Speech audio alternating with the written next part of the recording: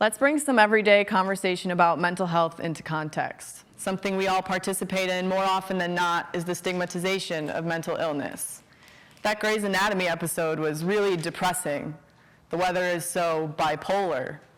I'd rather kill myself than take that exam. If these phrases are unrecognizable to you, I commend you. Never change. If you use or hear these phrases regularly, I'd like to use this platform as a way for you to consider a different perspective. 1 in 4 college students has a diagnosable mental illness, and with that said, the previous statements that mention mental illness inappropriately stigmatize our peers more than we realize. Stigma can be defined as a mark of disgrace associated with a particular person, quality, or circumstance. To help illustrate this definition, I have a story.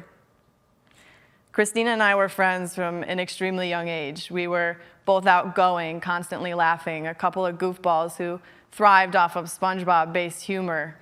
We were inseparable to the point of being identical. Her smile was contagious from a young age all the way through high school. She was an extrovert. She could get her hands on any extracurriculars that she wanted, and she loved to have fun.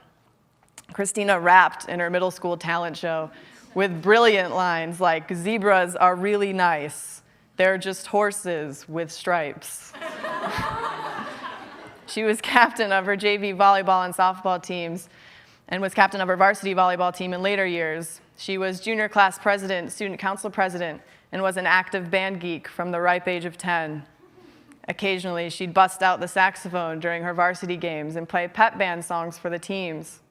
She was voted most school spirit every year since middle school, painting her face, wearing any school-colored clothing that she owned, and would walk the halls with pride. Christina lived to embarrass herself for the sole purpose of entertainment. Occasionally, she'd even wear a banana suit to school for no purpose, often in hope to make anyone who saw her smile. While Christina was goofy, she was also extremely driven with challenging but realistic goals. I watched her grow up, becoming ecstatic at every new opportunity that screamed for a chance at success. She was planning prom, running concessions, planning pep rallies, taking the SAT and ACT as many times as she could. She was reaching out for scholarships and taking as many APs that she could fit into her schedule. She was in volunteering clubs and National Honor Society, graduated with an advanced Regents diploma and with a 3.9 GPA. She saw no future other than an accomplished one. She stopped at nothing to do more, be more, push herself more. But at what cost? I constantly ask Christina, at what point do you distinguish between overachieving and overcompensating?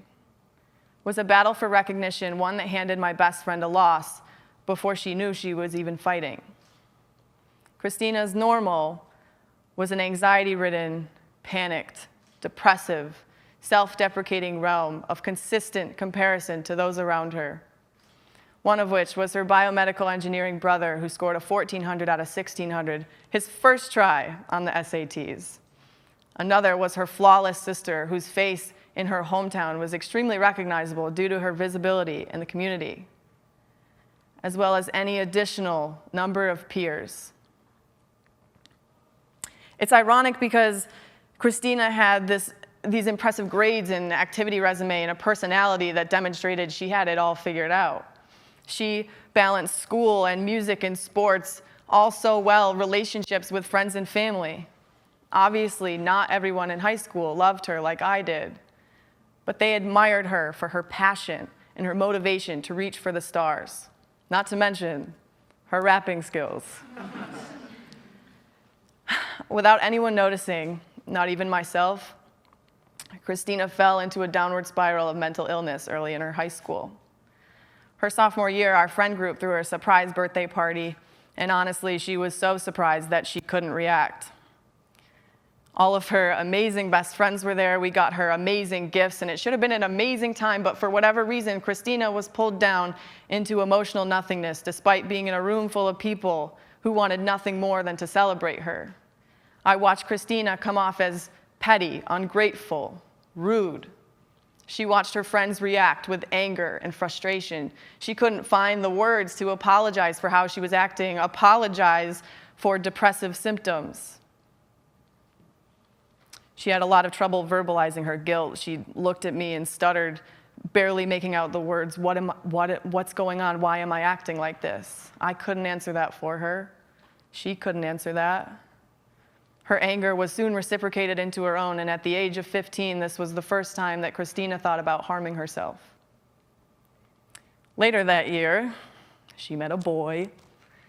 He was her sole high school sweetheart.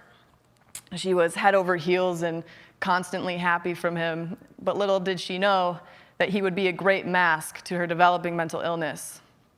Little did Daniel know that he would be one of the main outlets for her anxiety and depression.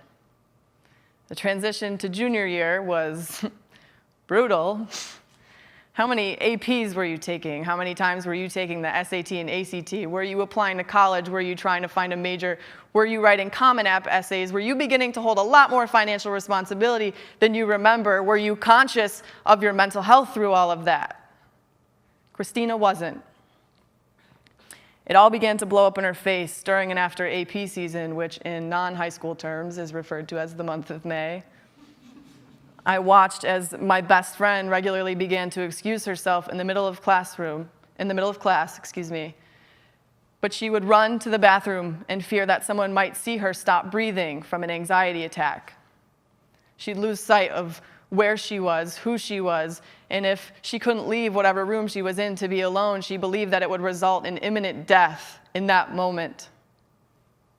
She told me stories of how every other night was a phone call crying to Daniel because she couldn't figure out why she couldn't sleep, why she couldn't breathe in the middle of a school day, why she was constantly running on empty but actively chose to distract herself from that by doing more. Daniel wasn't giving her the answers she wanted, the answers she needed.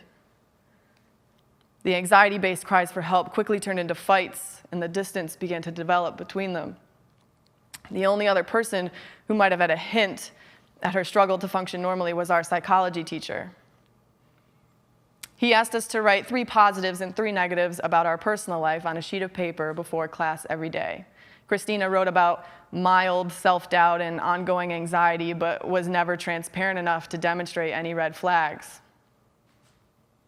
Christina thought everything that she was going through was the same for everyone else. She and I had no reason to believe that her emotions were abnormal. This was all we knew. AP season and prom season passed, but final exams were approaching. After a year and a half, Daniel dumped Christina. Our best friends were either going on an exchange trip that summer or working full-time, and Christina was really falling apart with no way out. There was seemingly no support system because on the outside, Christina was demonstrating little to no problems. For a 17-year-old, she had a lot going on. But on those days that she didn't have an anxiety attack or a day without a phone call crying to Daniel were the days that she'd come to school wearing a crazy outfit for game day, or would walk down the hall laughing with friends, or would find literally any reason to smile. Every time she'd fall into a depressive episode, she'd pull herself right back out and forget about those emotions immediately after.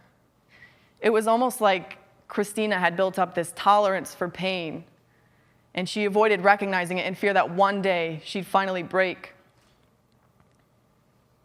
Christina was running out of ideas for resume builders to cope with her evident anxiety and depression. No one saw any changes in her behavior because of the activity resume, the laughter, goofiness, 3.9, the banana suit, all of the Band-Aids.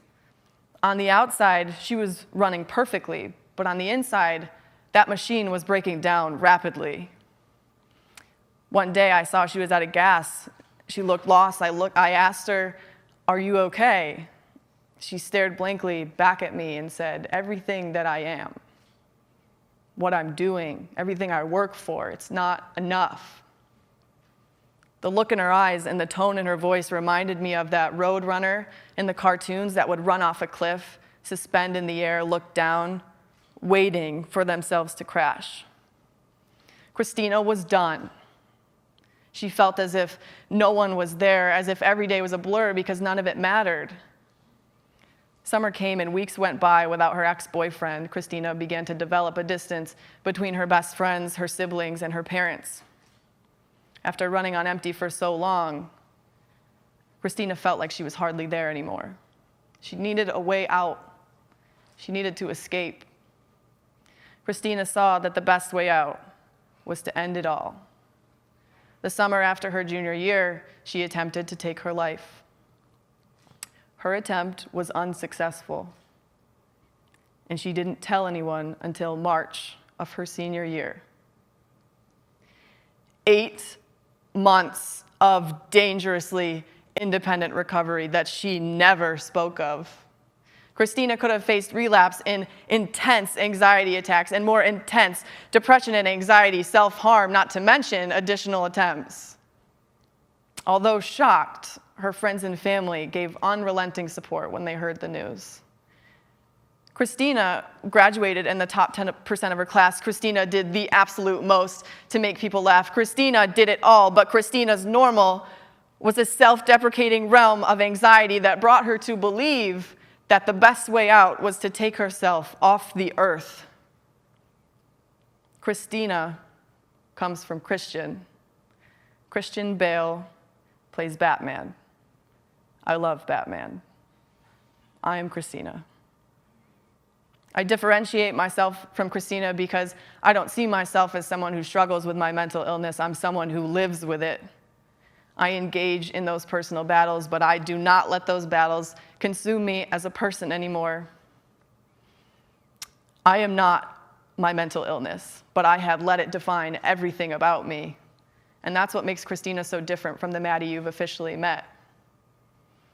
I have had not a gray sky, but no sky at all, which is what Neil Hilborn describes it as, one of my favorite poets. But I wasn't that kid who showed up in all sweats, who sat in the back of the classroom, who was invisible.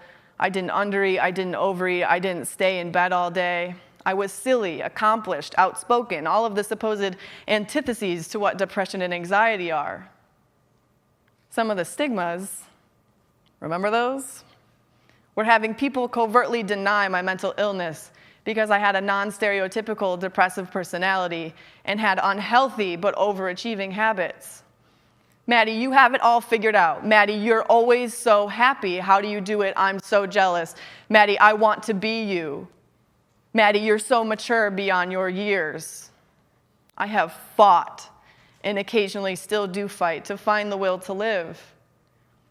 There is no face to mental illness. There is no stereotype to mental illness, and there is no one who should be defined by their mental illness. I couldn't see how my depression and anxiety affected me. My mental illness took over me completely to a fatal point, and I didn't realize it until it was problematic. I was lucky, and I took a personal health course my senior year that led me to major in health education, which is where I'm at now. That personal health course was the first time I learned about mental health. I would not have survived without that personal health course. That was the first time that I learned the best way out is always through. I live with my mental health to this day. I have constant battles of pushing people away and isolating myself because I never learned how to lean on people growing up. I've come a long way, and I have CAPs and active minds and amazing friends and family who help support me with whatever I need. I'm in a much better place now, but depression and anxiety are like that old friend who always asks to tag along, and you're just kind of like, I guess. There's no escaping it, but you don't struggle with it, you live with it, because you're more than your mental illness. I am not Christina anymore. I stand on this stage today for reasons that are inexplicable to me. Call it fate, call it a blessing from God, call it pure luck, whatever it is. After 21 years of life, I am positive that I am meant to be here today. I am positive that anyone who struggles with what I go through is meant to be here today. I'm positive that you're also some of the most courageous, strongest people on this earth.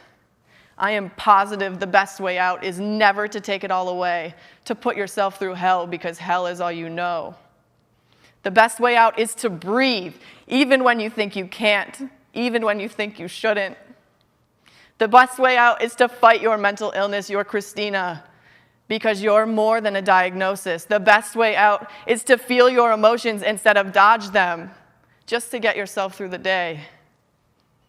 Your best way out is to recognize your heart is beating, and that's tangible evidence that you deserve to be here. The best way out is always through. Thank you.